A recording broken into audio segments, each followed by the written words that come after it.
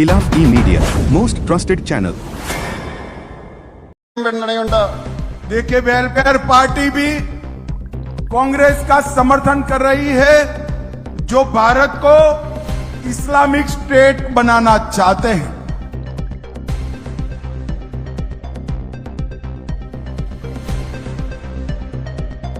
Islamic state बनाना चाहते हैं। अल्पुया वालों, आपको तय करना है किस प्रकार के प्रत्याशी को वोट देना है। कर्नाटक में वेलफेयर पार्टी ने अमित शाह के खिलाफ चुनाव आयोग में शिकायत दर्ज कराई है।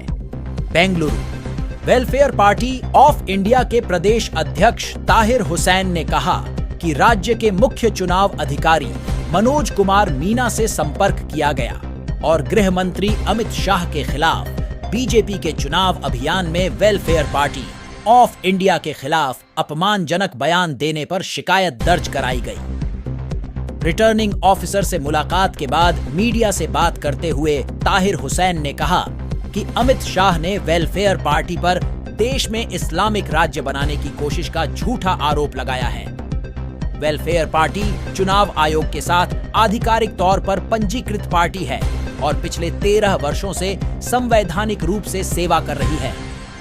10 साल तक देश पर राज्य करने के बाद अब बीजेपी को हार का संकेत मिल रहा है, जिसके बाद अमित शाह डिप्रेशन के शिकार हो गए हैं। इसीलिए वह ऐसे बेतुके बयान दे रहे हैं। तो ನಾವು ವೆಲ್ಫೇರ್ ಪಾರ್ಟಿ ಆಫ್ ಇಂಡಿಯಾ ಕರ್ನಾಟಕದ ಒಂದು ನಿಯೋಗ ರಾಜ್ಯ ಮುಖ್ಯ ಚುನಾವಣಾಧಿಕಾರಿ ಮನೋಜ್ ಕುಮಾರ್ ಮೀನಾ ಇವರನ್ನು ಭೇಟಿಯಾಗಿ ಒಂದು ದೂರನ್ನು ದಾಖಲಿಸಿದ್ದೇವೆ। ಈ ದೂರು ಇತ್ತೀಚೆಗೆ ಈ ದೇಶದ ಗೃಹ ಮಂತ್ರಿಗಳಾದ ಶ್ರೀ ಅಮಿತ್ ಶಾ ಅವರು ಕೇರಳದಲ್ಲಿ ನಡೆದ ಒಂದು ಚುನಾವಣಾ ರ್ಯಾಲಿಯಲ್ಲಿ ಭಾಷಣ ಮಾಡುತ್ತಾ ನಮ್ಮ ಪಕ್ಷದ ಬಗ್ಗೆ ವೆಲ್ಫೇರ್ ಪಾರ್ಟಿಯ ಬಗ್ಗೆ ಬಹಳ ಅವಹೇಳನಕಾರಿಯಾಗಿ ಮಾತನಾಡಿದ್ದಾರೆ। ಅವರು ತಮ್ಮ ಭಾಷಣದಲ್ಲಿ ವೆಲ್ಫೇರ್ ಪಾರ್ಟಿ ಆಫ್ ಇಂಡಿಯಾ ಈ ದೇಶವನ್ನು ಒಂದು ಇಸ್ಲಾಮಿಕ್ ಸ್ಟೇಟ್ ಮಾಡಲಿಕ್ಕೆ ಹೊರಟಿದೆ ಅನ್ನುವಂತಹ ರೀತಿಯಲ್ಲಿ ಮಾತನಾಡಿದ್ದಾರೆ। ಇದರಿಂದ ಒಂದು ಕಡೆ ಪಕ್ಷದ ಒಂದು ವರ್ಚಸ್ಸಿಗೆ ಧಕ್ಕೆ ಆಗಿದೆ ಮತ್ತು ಮತದಾರರಲ್ಲಿ ದೇಶದ ನಾಗರಿಕರಲ್ಲಿ ಒಂದು ಗೊಂದಲ ಸೃಷ್ಟಿ ಮಾಡುವಂತಹ ಕೆಲಸ ಈ ಭಾಷಣದ ಮುಖಾಂತರ ಆಗಿದೆ। ಹಾಗಾಗಿ ನಾವು ಇವತ್ತು ಚುನಾವಣಾ ಆಯೋಗವನ್ನು ಭೇಟಿ ಮಾಡಿ ನಮ್ಮ ಈ ದೂರನ್ನು ಸಲ್ಲಿಸಿ ಈ ಕೃತ್ಯದ ಬಗ್ಗೆ ಈ ಒಂದು ಭಾಷಣ ಏನು ಮಾಡಿದ್ದಾರೆ ಇದರ ಬಗ್ಗೆ ಸೂಕ್ತ ಕ್ರಮ ತಗೋಬೇಕು। ಇದರಿಂದ ಪಕ್ಷಕ್ಕೆ ಮತ್ತು ಇದು ಚುನಾವಣಾ ನೀತಿ ಸಂಹಿತೆ ಏನಿದೆ ಅದರ ವಿರುದ್ಧವೂ ಆಗಿದೆ। ಹಾಗಾಗಿ ಇದರ ಬಗ್ಗೆ ಕ್ರಮ ತಗೋಬೇಕಂತ ನಾವು ಇವತ್ತು ಅವರನ್ನು ಒಂದು ದೂರಲ್ಲಿ ಹೇಳಿದ್ದೇವೆ। ಇವತ್ತು ನಾವು ನೋಡ್ತಾ ಇರುವಂಥದ್ದು ನಮ್ಮ ದೇಶದ ಪ್ರಧಾನಮಂತ್ರಿ ಆಗಲಿ ಗೃಹ ಮಂತ್ರಿಗಳಾಗಲಿ 10 ವರ್ಷಗಳ ಕಾಲ ಅಧಿಕಾರ ನಡೆಸಿ ಈಗ ಜನರ ಮುಂದೆ ತಾವು ಮಾಡಿರುವಂತಹ ಕೆಲಸಗಳು ಹೇಳಲಿಕ್ಕೆ ಅವರಿಗೆ ಯಾವುದೇ ರೀತಿಯ ಸಾಧನೆಗಳು ಅವರಲ್ಲಿಲ್ಲ। ಹಾಗಾಗಿ ಇವತ್ತು ಜನರ ಒಂದು ಮನಸ್ಸನ್ನು ಬೇರೆ ಕಡೆ ಡೈವರ್ಟ್ ಮಾಡಲಿಕ್ಕಾಗಿ ಈ ರೀತಿಯ ಹೇಳಿಕೆಗಳನ್ನು ಕೊಡುವಂಥದ್ದು, ಸೆಕ್ಯುಲರ್ ಪೊಲಿಟಿಕಲ್ ಪಾರ್ಟಿಗಳ ಬಗ್ಗೆ ಈ ರೀತಿ ಮಾತಾಡುವಂಥದ್ದು ಮತ್ತು ಜನರ ಮಧ್ಯೆ ದ್ವೇಷ ಹುಟ್ಟಿಸುವಂಥದ್ದು, ಅದೇ ರೀತಿ ಅಲ್ಪಸಂಖ್ಯಾತರ ಬಗ್ಗೆ ಕೀಳಾಗಿ ಮಾತಾಡುವಂಥದ್ದು, ಈ ರೀತಿಯ ಭಾಷಣಗಳು ನಾವು ನೋಡ್ತಾ ಇದ್ದೀವಿ। ಇದು ಒಂದು ರೀತಿಯಲ್ಲಿ ಹತಾಶೆಯ ಮನೋಭಾವ ಅಂತ ನಮಗೆ ಅರ್ಥ ಆಗ್ತಾ ಇದೆ।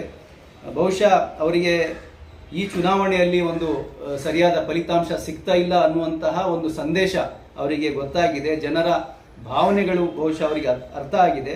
ಹಾಗಾಗಿ ಈ ರೀತಿಯ ಭಾಷಣಗಳು ಈ ರೀತಿಯ ಹೇಳಿಕೆಗಳು ಕೊಟ್ಟು ಅವರು ಈ ಚುನಾವಣೆ ಗೆಲ್ಲುವಂತಹ ಪ್ರಯತ್ನ ಮಾಡ್ತಾ ಇದ್ದಾರೆ। ಆದರೆ ಜನ ಎಚ್ಚೆತ್ತುಕೊಂಡಿದ್ದಾರೆ। ಜನ ಈಗ ಈ 10 ವರ್ಷದ ಆಡಳಿತದಲ್ಲಿ ಇವರ ವೈಖರ್ಯವನ್ನು ಅರ್ಥ ಮಾಡಿಕೊಂಡಿದ್ದಾರೆ। ಜನರ ಸಂಕಷ್ಟಗಳನ್ನು ಇವರು ಯಾವುದೇ ಕಾರಣಕ್ಕೂ ಅದನ್ನು ನಿವಾರಿಸುವಂತಹ ಕೆಲಸ ಇವರು 10 ವರ್ಷದಲ್ಲಿ ಮಾಡಿಲ್ಲ। ಹಾಗಾಗಿ ಈ ರೀತಿಯ ಭಾಷಣಗಳು ಈ ರೀತಿಯ ಸಂದೇಶಗಳು ಕೊಡ್ತಾ ಇದ್ದಾರೆ। ಜನ ಇದಕ್ಕೆ ಇನ್ನೂ ಚುನಾವಣೆಯಲ್ಲಿ ಏನು ಬಾಕಿ ಇದೆ ಅದರಲ್ಲಿ ತಕ್ಕ ಉತ್ತರವು ಕೂಡ ಜನ ಇವರಿಗೆ ಕೊಡ್ತಾರೆ ಅಂತ ನಾವು ಭಾವಿಸ್ತೇವೆ।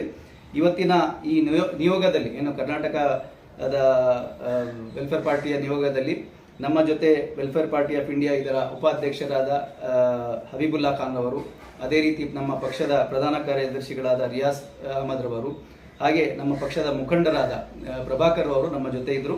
ನಾವು ಚುನಾವಣಾ ಆಯೋಗಕ್ಕೆ ಇದರ ಬಗ್ಗೆ ಸೂಕ್ತ ಕ್ರಮ ತಗೋಬೇಕಂತ ಮನವಿ ಮಾಡಿದ್ದೇವೆ।